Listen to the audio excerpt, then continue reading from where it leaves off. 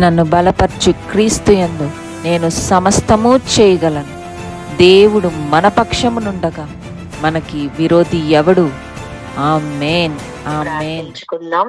సంఘములన్నిటి గురించి భారంతో ప్రార్థన చేయడానికి హృదయాల్ని సిద్ధపరచుకుందాం. ప్రార్థన అనగానే దాన్ని విడిచిపెట్టి పడుకోవడానికో లేకపోతే పక్కకు వెళ్ళిపోవడానికో ప్రయత్నం చేయొద్దు. వాక్యాన్ని అనుసరించి ప్రార్థించుకోవడానికి మనం మా హృదయాల్ని సిద్ధపరచుకుందాం. యోహాను రాసిన 3వ పత్రికకు వెళ్దాం. యోహాను రాసిన 3వ పత్రిక చదువుకుందాం. 1 నుండి 8 వచనాలు చదువుకుందాం. 1 నుండి 8 వచనాలు. యోహాను రాసిన 3వ పత్రిక 1 నుంచి 3 వచనాలు. పెద్దనైన నేను సత్యమును బట్టి ప్రేమించు ప్రియుడైన గాయునకు శుభమని చెప్పి రాయినది. ప్రియుడా, నీ ఆత్మ వర్ధిల్లుచున్న ప్రకారము నీవు అన్ని విషయములలోనూ వర్ధిల్లుచు సౌఖ్యముగా ఉండవలనని ప్రార్థించుచున్నాను. నీవు సత్యమును అనుసరించి నడుచుకొనుచున్నావు గనుక సహోదరులు వచ్చి నీ సత్య ప్రవర్తన గురించి సాక్ష్యము చెప్పగా విని సంతోషించుకుని.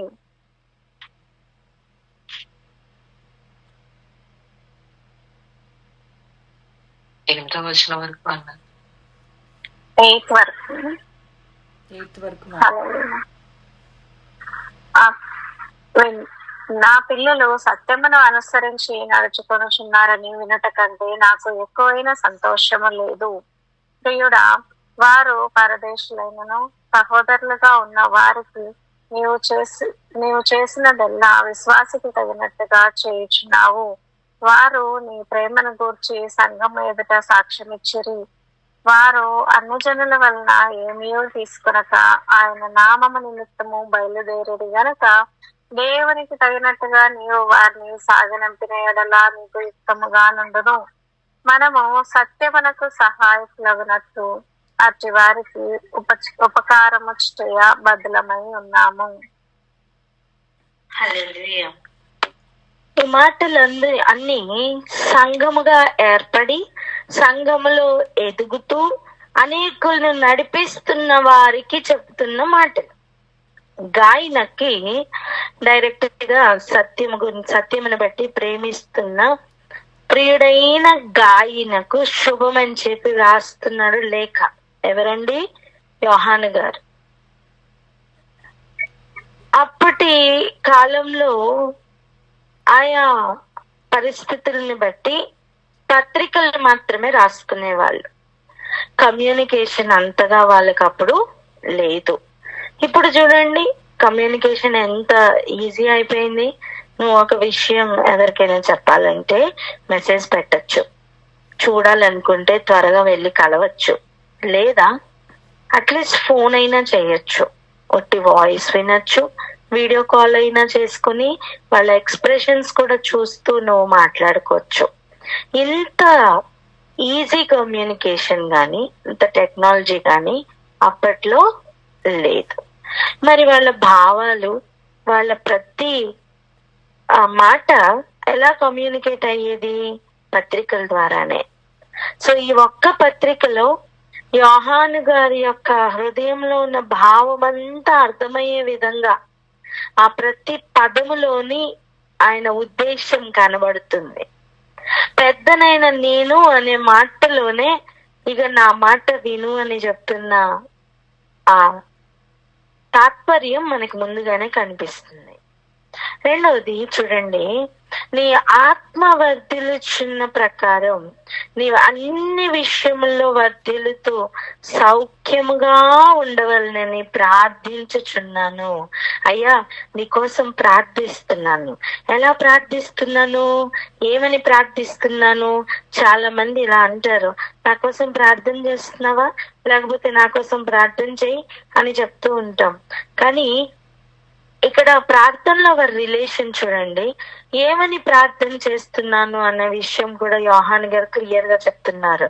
ఏమని ప్రార్థన చేస్తున్నారట? ఆత్మ వర్ధిల్లుచున్న ప్రకారం అన్ని విషయాల్లో సౌఖ్యంగా ఉండాలని ప్రార్థన చేస్తున్నాను అంటున్నారు. నువ్వు అన్ని విషయాల్లో వర్ధిల్లాలి, సౌఖ్యంగా ఉండాలి. వర్ధిల్లడం మాత్రమే ఉండి సౌఖ్యంగా లేకపోతే ఏం ప్రయోజనం చెప్పండి కదా? అలా కాకుండా నువ్వు అన్ని విషయాల్లో వర్ధిల్లాలి, నువ్వు అన్ని విషయాల్లో సౌఖ్యంగా ఉండాలి అనేది ఒకవైపు అయితే, నీ ఆత్మ వర్ధిల్లాలి అనేది ఒకవైపు. దీనిని బట్టి దేనిని బట్టి నీ ఆత్మ మొట్టమొదటిగా ఫోకస్ చేస్తున్నాను, నువ్వు ఆత్మలో వర్ధిల్లాలి అని ప్రార్థిస్తున్నాను. ఎందుకంటే మనకి మొట్టమొదటిగా వస్తున్న ఇష్యూ ఇక్కడే. శరీరం చెప్తున్న ప్రతిదీ కూడా మనం కోరుకుంటూ ప్రభు దగ్గరికి వచ్చి చేరుతున్నాం. ప్రభా నాకు అది కావాలి, ఇది కావాలి అన్ని అడుగుతాం, మంచిది. నేను ఎన్ని సంవత్సరాలు అడిగినా నాకు ఇంకా చేయలేదు అనే ఒక బాధ కూడా కొంతమందికి ఉండొచ్చు. ఎంత అడగగానే నాకు చేస్తారు ప్రభు అనే ఒక సంతోషం కూడా ఉండొచ్చు. 2 ఎక్స్ట్రీమిటీస్ తీసుకుంటే కూడా ఇక్కడ చెప్తున్న మాట, మొట్టమొదటిగా నీ ఆత్మ వర్ధిల్లాలి.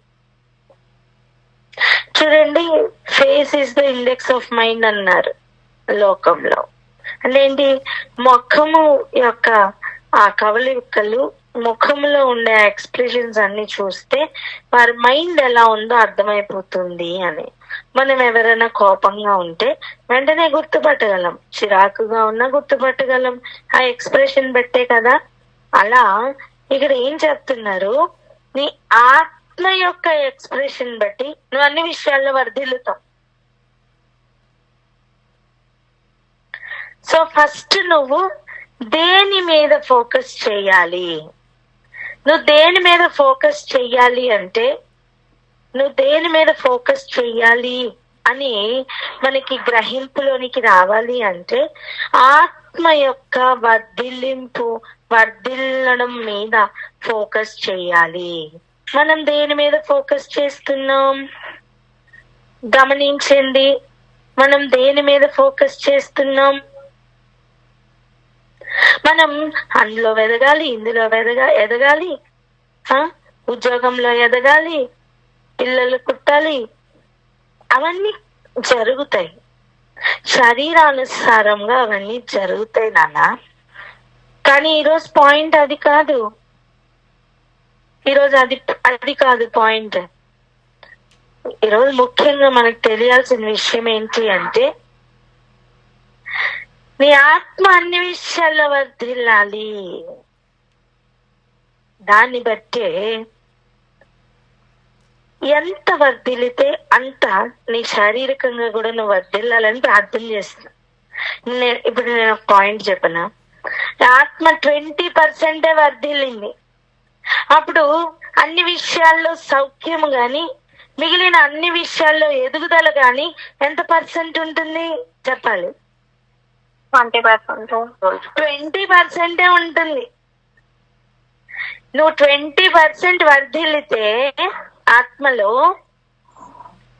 నువ్వు 20% శారీరానుసారంగా వర్ధిల్లుతావు. నీకు అర్థమైందా అమ్మా? నీ ఆత్మ ఎంత వర్ధిల్లితే నీ శరీరానుసారంగా నువ్వు అంత వర్ధిల్లుతావు. జాగ్రత్తగా వినండి. నువ్వు ఆత్మీయంగా ఇప్పుడు 30% వర్ధిల్లావు. చెప్పండి ఎంత?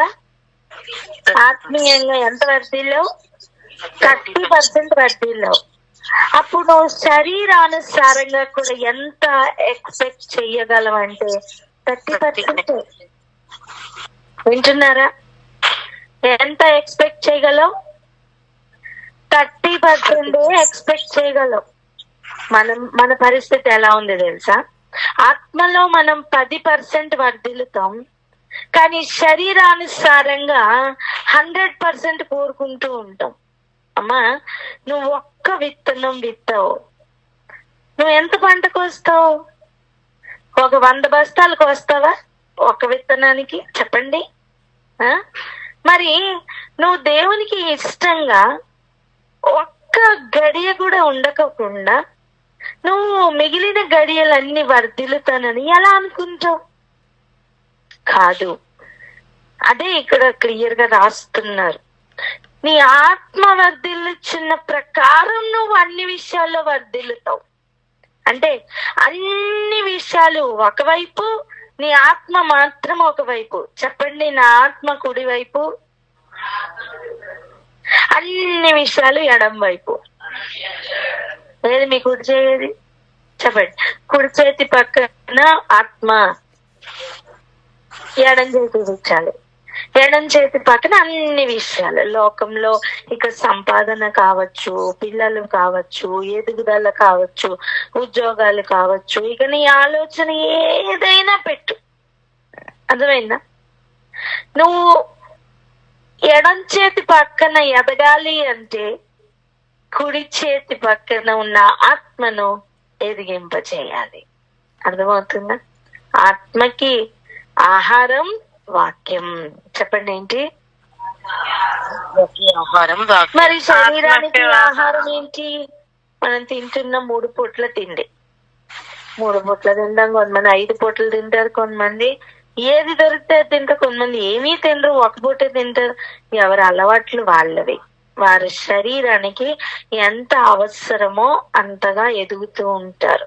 విషయం ఏంటంటే, నీ కుడి చేతి పక్కన ఉన్న నీ ఆత్మ 50% గనక ఎదిగితే, ఇప్పుడు నువ్వు ఎడం చేతి పక్కన ఉన్న అన్ని విషయాల్లో ఎంత ఎదుగుతావు? 50%. ఆత్మ విషయంలో నువ్వు ఎంత వర్ధిల్లుతావో అన్ని విషయాల్లో అంత వర్ధిల్లుతావు. ఎందుకు కొన్నిసార్లు మనం దిగజారిపోతున్నామంటే, నువ్వు ఆత్మ విషయంగా శ్రద్ధ వహించట్లేదు. ఎందుకు కొంతమందికి ఎన్ని ఉన్నా సంతోషం ఉండట్లేదు? కారణం, నీ ఆత్మ వర్ధిల్లట్లేదు. నువ్వు ఆత్మీయంగా ఎంతో ఎదగాలనుకుంటున్నావు, వాక్యం చదువుతున్నావు, మంచిది. కానీ శరీరాన్ని లోపరుచుకోలేకపోతున్నావు. శరీరం ఏం చెప్తే అది చేయాలనుకుంటున్నావు. శరీరం ఇప్పుడు పడుకో అంటే పడుకుంటున్నావు, ఇప్పుడు లే అంటే లేస్తున్నావు. కాదు, నువ్వు చెప్పినట్టు నీ శరీరం వినే స్థాయిలోనికి నువ్వు రావాలి. ఇదంతా ఎప్పుడు జరుగుతుంది? నీ ఆత్మకు ఆహారం దొరికినప్పుడు. కుడి చేతి పక్కన ఉన్న నీ ఆత్మ ఆహారం తింటే, అప్పుడు నీ ఆత్మ యొక్క పుష్టిని బట్టి నీ శరీరం నీ మాట వింటది. అర్థమైందా? ఎంతమందికి అర్థమవుతుంది? సో మనకి ఈరోజు గ్రహింపులోనికి వచ్చేటట్టుగా ఒక చక్కటి ప్రార్థన పెద్ద అయిన యోహాను గారు గాయి అనే ఆ సంఘ కాపరి కొరకు ఏమని ప్రార్థన చేస్తున్నారో చూడండి. మనం కూడా చాలా సార్లు నా కోసం ప్రార్థన చేస్తున్నావా అంటే చేస్తున్నాం అంటాం, కానీ ఏమని చేస్తున్నాం అనేది చాలా ప్రాముఖ్యం. పెద్ద అయిన లేదా అందరికీ పెద్దగా ఉన్న యోహాను గారు చేస్తున్న శ్రేష్టమైన ప్రార్థన మనం నేర్చుకోవాలి. శ్రేష్టమైన గ్రహింపు కూడా ఈరోజు మనకి రావాలి. నీ ఆత్మ వర్ధిల్లకుండా నువ్వు అన్ని విషయాల్లో వర్ధిల్లలేవు నాన్న. నేను ఆ వాక్యం మళ్ళీ చదువుతున్నాను, వినండి, చూడండి. దయచేసి మీ మొబైల్స్, బైబుల్స్ అన్ని తీసి చూడండి. యోహాను రాసిన 3వ పత్రిక 2వ వచనం చదువుతున్నాం మనం. ప్రియుడా, ప్రియుడా అంటే డియర్ అని కదా.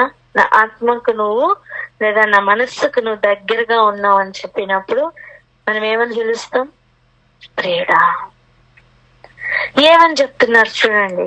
నీ ఆత్మ వర్ధిల్లుచున్న ప్రకారం నీవు అన్ని విషయాల్లో వర్ధిల్లుతూ సౌఖ్యంగా ఉండాలని ప్రార్థిస్తున్నానయ్యా. అవతల వ్యక్తికి చెప్పకనే అర్థం అవ్వాలి. ఏమని? నేను సౌఖ్యంగా ఉండాలంటే స్విచ్ ఎక్కడుంది? ఆత్మ యొక్క ఎదుగుదలలో. చెప్పండి, ఎక్కడుంది? అది నొక్కి నువ్వు స్విచ్ ఇక్కడ ఆన్ చేస్తే అక్కడ లైట్ ఎలా వెలుగుతుంది? ఈ మధ్యలో ఉన్న ఒక కనెక్షన్ ఉంది, అన్సీన్ కనెక్షన్, అవునా? సేమ్ అలాగనే నీ ఆత్మ వర్ధిల్లడం కోసం నువ్వు అన్ని విషయాల్లో వర్ధిల్లాలి అంటే నీ ఫోకస్ ఎక్కడ పెట్టాలి? ఆత్మ మీద పెట్టాలి. నీ ఆత్మ వర్ధిల్లాలంటే నీ ఫోకస్ దేని మీద పెట్టాలి? వాక్యం మీద పెట్టాలి. అంతే కదా. శరీరానికి ఆహారం కావాలంటే నీ ఫోకస్ దేని మీద పెట్టాలి? ఆహారం మీద పెట్టాలి. అలాగే నీ ఆత్మ వర్ధిల్లాలంటే దేని మీద ఫోకస్ పెట్టాలి? వాక్యం మీద పెట్టాలి. కనుక ఈ మాటలు రాస్తూ ఇంకా ఏం చెప్తున్నారో చూద్దాం. మనం ఈ మాట 3వ వచనం చదవడానికి అంటే ముందు 4వ వచనం చదువుకుందాం. నా పిల్లలు సత్యమును అనుసరించి నడుచుకొనుచున్నారని వినుట కంటే నాకు ఎక్కువైన సంతోషం లేదు. వింటున్నారా? పెద్దనైన నేను, యోహాను గారు చెప్తున్నారు ఈ మాటలు. ఏమని? నా పిల్లలు మంచి పేరు తెచ్చుకుంటే అంతకంటే సంతోషం నాకు ఇంకోటి లేదు. ఇప్పుడు తల్లిదండ్రులుగా ఒకసారి ఆలోచించండి.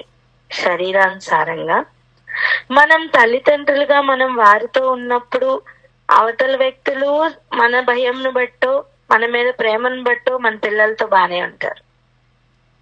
మనం లేనప్పుడు వారు ఎలా ఉంటున్నారు అనేది ముఖ్యం. అవతల వ్యక్తులైనా మన పిల్లలైనా మనం ఉన్నంత వరకు ఒక కోటింగ్ ఉంటది, షుగర్ కోటింగ్ ఉంటుంది. విన్నారా? మనం ఉన్నాం గనుక. కానీ మనం లేనప్పుడు ఆ షుగర్ కోటింగ్ ఏది ఉండదు. అందరూ కూడా డైరెక్ట్ గా ఓపెన్ అవుతారు, పిల్లలైనా అవతల వాళ్ళైనా. అవునా కదా?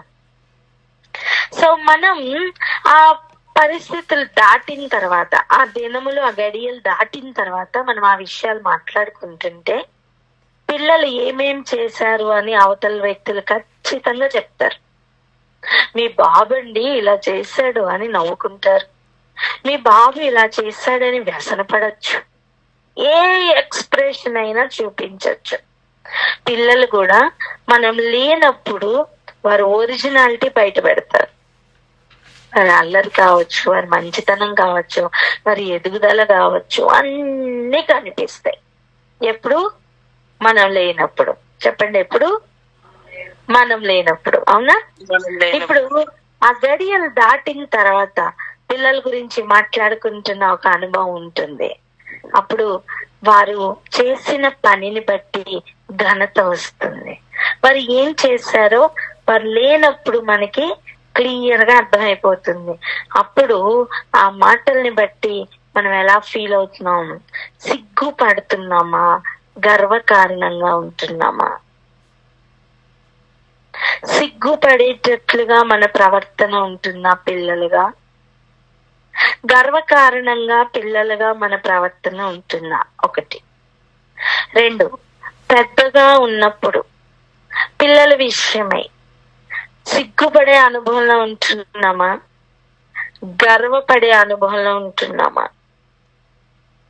3వ యాంగిల్, అవతల వ్యక్తులుగా మనం ఏ రిపోర్ట్ ఇస్తున్నాం? ఎదుటి వ్యక్తిని నీచపరిచి సిగ్గుపరిచే రిపోర్ట్ ఇస్తున్నామా? వాళ్ళ గురించి మంచి మాటలు చెప్తున్నామా?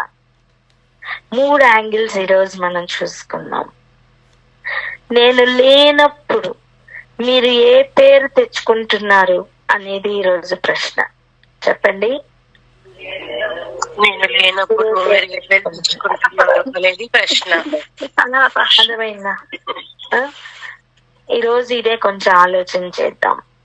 యేసు ప్రభు వారు శిష్యులతోనే ఉన్నప్పుడు వారి ప్రయాణం ఎలా ఉండిందంటే, ఒకసారి కంకెలు తీసి తింటున్నప్పుడు శిష్యులు వచ్చి, కొంతమంది వేరే శిష్యులు వచ్చి అడుగుతున్నారు, మేమందరం ఉపవాసం ఉంటున్నాం, నీ శిష్యులు ఎందుకు ఉండట్లేదు అని. అప్పుడు యేసు ప్రభు వారు చెప్పిన సమాధానం గుర్తుందా? పెండ్లి కుమారుడు ఉన్నప్పుడు ఉపవాసం పెండ్లి ఇంటి వారు ఉండక్కర్లా, కానీ పెండ్లి కుమారుడు వెళ్లే కాలం వచ్చినప్పుడు ఇంటిలో ఉన్నవారు, పెండ్లి ఇంటి వారు ఉపవాసం ఉంటారని. దేనిని ఉద్దేశించి చెప్పారు? ఆయన ఆరోహణమై వెళ్ళిన తర్వాత తిరిగి వచ్చేంత వరకు ఎదురు చూస్తున్న తన ఇంటి వారి కొరకు చెప్పిన మాటలు. ఈ రోజు నువ్వు ఉపవాసం ఉంటున్నావు కదా నాన్న, నీ నిరీక్షణ ఏంటి? నువ్వు దేని కొరకు ఉపవాసం ఉంటున్నావు? రెండోది, నువ్వు దేని కొరకు ఎదురు చూస్తున్నావు? అది ఇంకా వేరే వేరే విషయాలైతే అది వ్యర్థం. ఒక ఎయిర్పోర్ట్ కి వెళ్ళామనుకోండి, రాబోతున్న వ్యక్తి ఎవరో నీకు ముందుగానే తెలుసు. అట్లీస్ట్ నీకు ఆ వ్యక్తి ఎవరో తెలియకపోతే ఇక్కడ నువ్వు ఒక కార్డు మీద నీ ఐడెంటిటీ రాసుకుని ఆ వ్యక్తి పేరు కూడా రాసుకుని నువ్వు వేవ్ చేస్తూ ఉంటావు నీ చేతులతో, అవతల వ్యక్తి అయినా నిన్ను గుర్తుపట్టడానికి. అర్థమైందా? ఈ కనెక్షన్ లేకుండా నువ్వు ఎవరిని రిసీవ్ చేసుకోవడానికి వెళ్ళావు? నీ ఎదురుగుండా ఆ వ్యక్తి ఎవరో నీకు తెలియకపోతే నిన్ను పాస్ అయి వెళ్ళిపోతుండే కూడా నువ్వు ఆ వ్యక్తిని గుర్తుపట్టలేవు. యేసు ప్రభుతో ఈరోజు మనకు ఆ విషయం జరగకూడదు. ఏది? ఆయన వచ్చి వెళ్ళిపోతున్న విషయం కూడా నీకు తెలియకుండా నువ్వు ఉండకూడదు. ఆయన బయలుదేరారని, ఆయన వస్తున్నారని నీకు ముందే గ్రహింపులోనికి రావాలి. రాకపోయినా పర్వాలేదు, దొంగ ఎలా వస్తారు అలా వచ్చి వెళ్తారన్నారే, ఆ కనురెప్ప పాటునైనా సరే నిన్ను విడిచిపెట్టకూడదు అని ప్రిపేర్ అవ్వాలి. నిన్ను నన్ను దేవుడు విడిచిపెట్టి వెళ్ళకూడదు. చెప్పండి అన్నమాట. నిన్ను నన్ను దేవుడు విడిచిపెట్టి వెళ్ళకూడదు. ఆలోచించండి, నీకు పనికిరాని వస్తువు, నీ మాట వినని వస్తువు ఎప్పుడు రిపేర్ అయ్యి అసలు నీకు అవసరం కొరకు నిలబడని వస్తువును నువ్వు కొత్త ఇంటికి తీసుకెళ్తావా? మీరు ఇల్లు కట్టుకున్నారు, కొత్త ఇంటికి వెళ్ళిపోతున్నారు, ఈ వస్తువులు ఇక్కడే స్క్రూటినైజ్ చేస్తారా చేయరా? పనికిరాని వస్తువులన్నీ తీసుకెళ్తారా? తీసుకెళ్తారా? పనికిరాని వస్తువులు తీసుకెళ్ళము. అంటే ఇది పనికొస్తుందా లేదా అని ఇక్కడే నువ్వు టెస్ట్ చేస్తావు. అవునా? మానవుడిగా నువ్వే భూమి మీద నుంచి ఒక ఇల్లు షిఫ్ట్ అవుతుంటే ఇంత శ్రద్ధ వహిస్తున్నావే, మరి దేవాది దేవుడు కొత్త ఆకాశం కొత్త భూమిని సృష్టించిన దేవుడు ఇక్కడి నుంచి భూమి మీద నుంచి వేస్ట్ ని పట్టుకెళ్తారా? ఆయనకి పనికిరాని వారిని పట్టుకుని వెళ్తారా? లేదు. ఇక్కడ కష్టంలోనే, ఇక్కడ నష్టంలోనే నువ్వు ఆయనకి పనికొస్తున్నావా లేదా అని టెస్ట్ చేస్తున్నారు దేవుడు. ఎవరెవరు ఆయన కొరకు నిలబడతారో వారందరినీ కూడా ఆయన పట్టుకుని కొత్త ఆకాశంలోనికి తీసుకుని వెళ్ళబోతున్నారు. ఇది శ్రేష్టమైన నిరీక్షణ. మరి ఆయన ఎలా టెస్ట్ చేస్తారు? ఇదిగో ఇలాంటి పరిస్థితుల్ని బట్టే. ఆయన లేనప్పుడు, ఆయన ఛాయలు కూడా లేనప్పుడు నీ ప్రవర్తన ఆయన నామానికి ఘనత తీసుకుని రావాలి. యజమానుడు లేకపోయినా సరే శ్రద్ధతో పనిచేస్తున్న పని వారిని బట్టి యజమానుడికి సంతోషం పుట్టదా? అలా కాకుండా తల్లిదండ్రులు ఎంతో నమ్మిన పిల్లలు తల్లిదండ్రులు లేరని ఇష్టం వచ్చినట్టు ప్రవర్తిస్తుంటే ఆ పిల్లల్ని బట్టి తల్లిదండ్రులకి సంతోషం ఉంటుందా? ఉండదు. ఎగ్జాక్ట్ గా అలాగనే ఇప్పుడు సంఘం గురించి కూడా, సంఘ పెద్ద గురించి కూడా యోహాను గారు రాస్తున్నారు, చెప్తున్నారు. ఏమనంటే,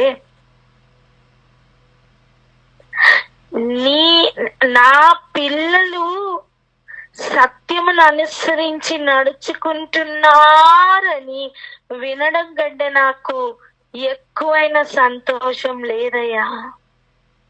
అంటే మీ గురించిన సాక్ష్యం నేను వినాలా? వింటున్నాను.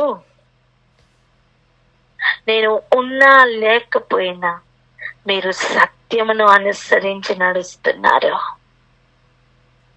ఎంత చక్కటి మాట. ఈరోజు ఒక్క ప్రశ్న వేయినా, ఇటువంటి మాట మన నాయకులు మన గురించి చెప్పగలరా? చెప్పగలగాలి. ఆమేన్. అర్థమైందా? ఇటువంటి సాక్ష్యం మన తల్లిదండ్రులు మన గురించి చెప్పగలరా? చెప్పగలగాలి. ఇంతవరకు అటువంటి సాక్ష్యం లేదేమో నాన్న, ఇక్కడి నుంచైనా అటువంటి సాక్ష్యం పొందడానికి ప్రయత్నం సాయశక్తులా చేద్దాం. తల్లిదండ్రులు లేదా పర్యవేక్షకులు లేదా మన మీద అధికారులు ఉన్నప్పుడు నమ్మకంగా ఉండడం కాదు, అప్పుడు ఒళ్ళు దగ్గర పెట్టుకుని అందరూ ఉంటాం. వారు లేనప్పుడు కూడా అలాంటి సత్ప్రవర్తన, సత్యమును బట్టి నడుస్తున్న ప్రవర్తన మనం కలిగి ఉండాలని ఈరోజు తీర్మానం తీసుకుందాం. ఒక్కటే, మీరు లేనప్పుడు నేను ఇంకా శ్రద్ధగా ఉంటాను, మీరు లేనప్పుడు నేను ఇంకా జాగ్రత్తగా ఉంటాను అనే ఆలోచన మనకి కావాలి. నువ్వు ఒకరి దగ్గర ఒక వస్తువు తెచ్చుకున్నావు, వాళ్ళు లేరు కదా అని ఇష్టం వచ్చినట్టు వాడతావా? కాదు. అమ్మో వారు తిరిగి ఇవ్వాలి, ఇది నేను భద్రంగా పట్టుకోవాలి అని జాగ్రత్తగా కాపాడతావా లేదా? అవునా కదా? ఒక గాజు ప్లేట్ పక్కింటి వాళ్ళది నువ్వు ఇచ్చేయాలి, వాళ్ళు లేరు నీ దగ్గర, ఆ గాజు ప్లేట్ ఎంత జాగ్రత్త చూసుకుంటావు? అవునా కదా? చెప్పాలి. అవునా? అవును.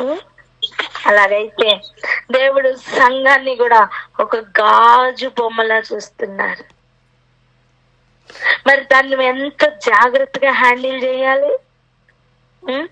ఒక ప్యాకింగ్ ని చూడండి, బయట రాస్తారు హ్యాండిల్ విత్ కేర్ అని కదా. అలా ఒక పెద్దగా నువ్వు సంఘాన్ని జాగ్రత్తగా హ్యాండిల్ చేయాలి. ఒక సంఘంగా ఎలా ఉండాలి అంటే, నాయకుడు లేని సమయం మరి ఎక్కువ ఫెయిత్ తో కదలాలి, మరి ఎక్కువ నిరీక్షణతో కదలాలి. నీ నాయకులు నీతో ఉన్నప్పుడు వారు ఏమేమి మాదిరి ఉంచిపోయారో అవన్నీ వారు లేనప్పుడు నువ్వు పాటించువాడిగా, పాటించుదానిగా ఉండాలి. అనేకుల్ని తప్పుదో పట్టించడం కాదు. ఏమని తెలుసా? ఎవరు చూడలేట్లే, రా, ఏం కాదులే, ఇలా చేయి, అలా చేయి. డైల్యూట్ చెయ్యకు, రూల్స్ ని డైల్యూట్ చెయ్యకు. చెప్పండి నా మాట. వాళ్ళు లేనప్పుడే నువ్వు ఇంకా ఎక్కువ జాగ్రత్తగా ఉండాలి. నీ ఇంట్లో నీ భర్త లేనప్పుడే నువ్వు ఇంకా ఎక్కువ జాగ్రత్తగా ఉండాలి. నీ భార్య లేనప్పుడే నువ్వు ఇంకా ఎక్కువ కాపాడుకోవాలి. ఈ యాటిట్యూడ్ మనందరిలోని మన ఇంటి నుండే స్టార్ట్ అవ్వాలి. అప్పుడు మన వర్క్ ప్లేస్ లో కూడా మనం అటువంటి ప్రవర్తనను చూపిస్తాం. ఇంటిలో లేని ప్రవర్తన బయట వస్తుందా? చెప్పండి. రాదు. సో మనం ఫస్ట్ ఎక్కడ కరెక్ట్ అవ్వాలంటే ఇంటిలోనే. అర్థమైందా? ఆలోచించండి. నువ్వు ఇంటిలోనికి నువ్వు లేనప్పుడు నీ ఫ్రెండ్స్ వచ్చారు లేదా నీకు చాలా కావాల్సిన వారు వచ్చారు, నువ్వు లేవు, 2 రోజులు లేవు. నీ తల్లియో నీ తండ్రియో లేదా నీ అత్తనో మామనో ఎవరో పెద్దవాళ్ళు ఉన్నారు. నువ్వు మరలా వాళ్ళతో కలిసినప్పుడు, ఆ పని ముగించుకున్నాక ఇద్దరు కలుసుకున్నప్పుడు ఏం విషయాలు ఫస్ట్ మాట్లాడుకుంటారు? ఖచ్చితంగా ఆ 2 days స్టే గురించి మాటలు వస్తాయి. వస్తే రావా? అప్పుడు సిగ్గుపడనక్కర్లేని విషయంగా వారి ప్రవర్తన ఉందనుకోండి, గర్వంగా మా అమ్మ, మా నాన్న, మా అత్త, మా మామయ్య అని చెప్పుకుంటావు. అవునా? సిగ్గుపడే విధంగా వారి ప్రవర్తన గనుక ఉంటే నువ్వు నా వాళ్ళు అని చెప్పుకోలేవు. మీకు అర్థమవుతుందా? ఎగ్జాక్ట్ గా అలాగనే యేసు ప్రభు వారు కూడా మనల్ని ఇక్కడ సింగిల్ గా ఉంచారు. ఇప్పుడు మనం ఆయన పేరు నిలబెట్టాలా? ఎవరి పేరు నిలబెట్టాలా? ఆయన పేరు నిలబెట్టాలి నానా. నువ్వు ఇష్టం వచ్చినట్టు ప్రవర్తించడానికి లేదు. ఇంకా నువ్వు జాగ్రత్తగా వాక్యాన్ని అనుసరించి నడవాలా. నీ ఆత్మ వర్ధిల్లుతున్న ప్రకారమే నువ్వు అన్ని విషయాల్లో వర్ధిల్లుతావు. నీ ఆత్మకు నువ్వు ఆహారం పెట్టట్లా, నువ్వు సరిగా పోషించట్లా, నువ్వు ఎదగట్లా. అప్పుడు నువ్వు శరీరానుసారంగా కూడా ఏదో దొరుకుతుందని ఎదురు చూడకు, వేస్ట్.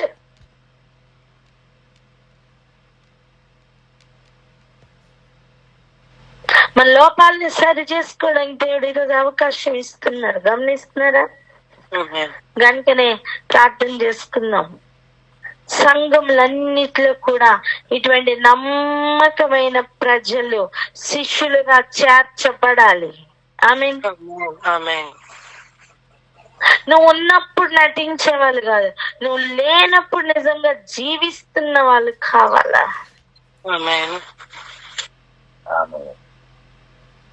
వాక్యం చదవాలా, వాక్యం అనుసరించి బ్రతకాలా అనే యాటిట్యూడ్ తో ప్రతి ఒక్కళ్ళు కూడా విశ్వాసిగా ఆగిపోకుండా, శిష్యులుగా మారి అక్కడ కూడా ఆగిపోకుండా యేసు ప్రభుకి స్నేహితులుగా మారి ఒక్కొక్కరి సంతోషం పరిపూర్ణం అవ్వాలని ఈరోజు ప్రార్థన చేసుకుందామా? ప్రార్థన చేసుకుందాము అక్క. Hallelujah. Thank you Jesus. Thank you Lord. స్తోత్రం ప్రభు.